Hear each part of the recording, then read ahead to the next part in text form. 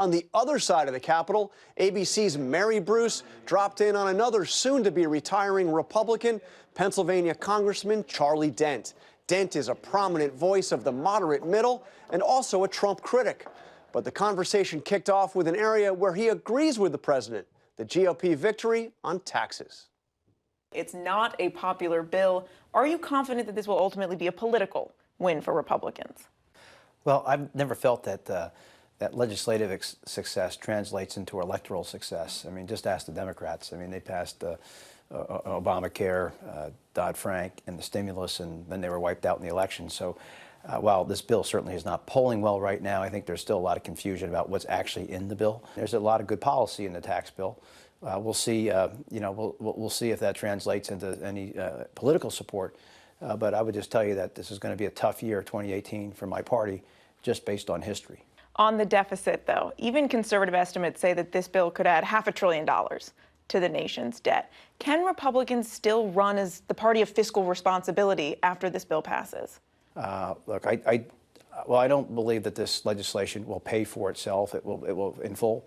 I think it will pay for itself partially. I do think it's important that we start to do more to generate growth in this country. We've had anemic growth for a very long time. Well, I think we can do better. I'm hoping this bill will help drive some investment and help us drive growth. Now, you are retiring. You never endorsed President Trump as a candidate. You didn't vote for him. Was the president a factor in your decision to leave? Yeah, a factor, not the factor. How so? It was a factor. I mean, when I've been in elected office now for nearly 28 years. I had 14 years in my state legislature, 8 years in the House, 6 years in the Senate, now 7 terms in the U.S. Congress. I've run for office 13 times. I'm 13-0. I don't want to spoil a perfect record. The only thing I can say about that, too, is, and I had no serious electoral threat from the left and no credible threat from the right. I mean, I had no real issue, but I just felt it was the right time. I'm young enough and healthy to do something else. So there were personal reasons involved. But there are other issues, too. Certainly the president, has been a factor. I've often said that this administration at times has taken the fun out of dysfunction.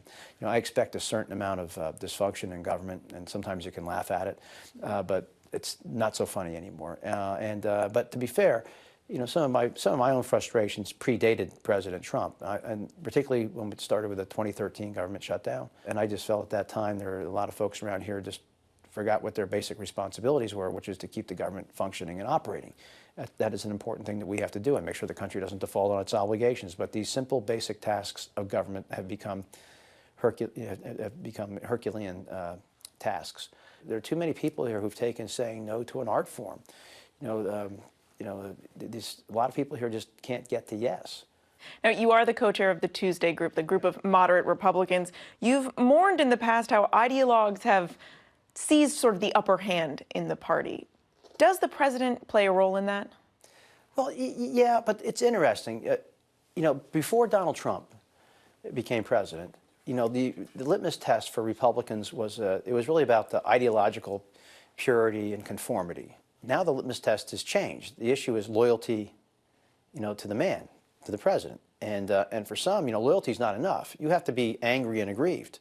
I've often said to some folks around here that if I set myself on fire for them, they would complain that the temperature of the flame isn't hot enough. I mean, that's what we're dealing with now. It's not about ideology anymore.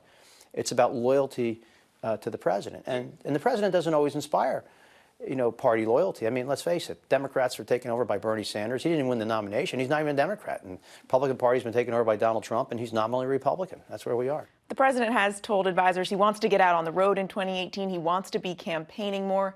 Is that a good idea? Is that good for Republicans, or is that likely to just give Democrats more ammunition? It depends where he's going. I mean, there's some areas of the country where he would not be very helpful, obviously. And there's some where, where I'm sure in some very ruby red Republican districts, I'm sure it would be beneficial to have him come in for those candidates. But in some marginal swing districts in the Northeast, I suspect a lot of the candidates probably would rather that he not visit. When you look at some of the recent elections, especially in Alabama and Virginia, are you concerned that the Republican Party may be alienating Hispanic voters, African Americans, younger voters, women? Yes. I mean, yes. Without hesitation. Of course. I mean, we can't run these candidates who appeal to a very narrow base. I mean, it's Roy Moore candidacy, even before the very serious allegations of sexual misconduct. This man was unfit. I didn't support him either. I said I would never support him, and then the party shouldn't have gotten behind him. This candidacy was a disaster. Nominating people who have no appeal outside of a very narrow base, I do believe, hurts us very much with constituencies where we have some challenges. And so I think it absolutely does damage to the party, because a lot of these people, they're not about expanding the base. Politics and getting elected is about it's about addition, not subtraction, inclusion, not exclusion. And when you hear people like Roy Moore and the Steve Bannons and others, they're talking about exclusion. And I think that is very unhealthy. So looking forward, if we can, you've been in office now more than a decade. What is the biggest difference between the Congress that you arrived to and the Congress that you're going to be leaving behind?